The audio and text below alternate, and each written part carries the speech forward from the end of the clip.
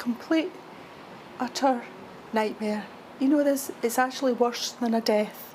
This was Fiona and Jimmy's home for 40 years. They were mortgage free, but last year, everything changed. Opened the door and I was met with 3 council officials at the door with dangerous act notice and telling us that we had 2.5 hours notice to get out of our home that night. Well, here you see what's in this box, Fiona. They've been in this homeless accommodation ever since, after concrete at risk of collapse was discovered. This now, it's getting to me now, type of thing.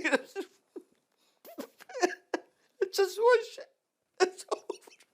I have even had to stop my wee cleaning jobs because I can't go out and clean someone else's home when I haven't got a home of my own. You know, I wake up in the morning crying. I wake up during the night thinking about it. It's just on your mind all the time. We seem to be getting nowhere.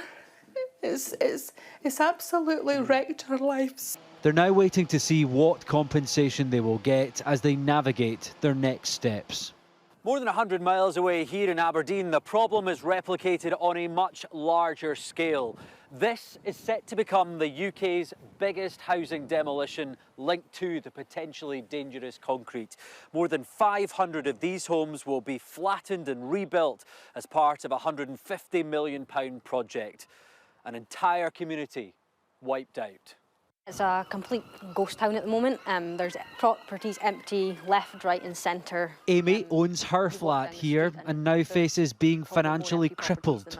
My house is valued at around about £120,000 to £125,000, but the council have said yesterday that they would then be taking off a cost of repair. It's looking like around about £70,000. Takes it right down to 50, 55,000 that I will be getting back, and it'll still leave me with around 50 to 55,000 of a mortgage to pay. So and no house to show and for no it. house. I'll be paying for rubble. Campaigners claim more than 2,000 homes across the UK could face demolition as they demand wider help.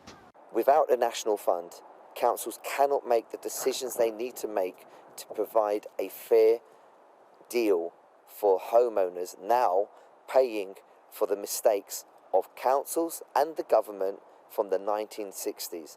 And it's those mistakes, those decisions, now leaving families across the country in turmoil, facing a dire future. Conor Gillis, Sky News.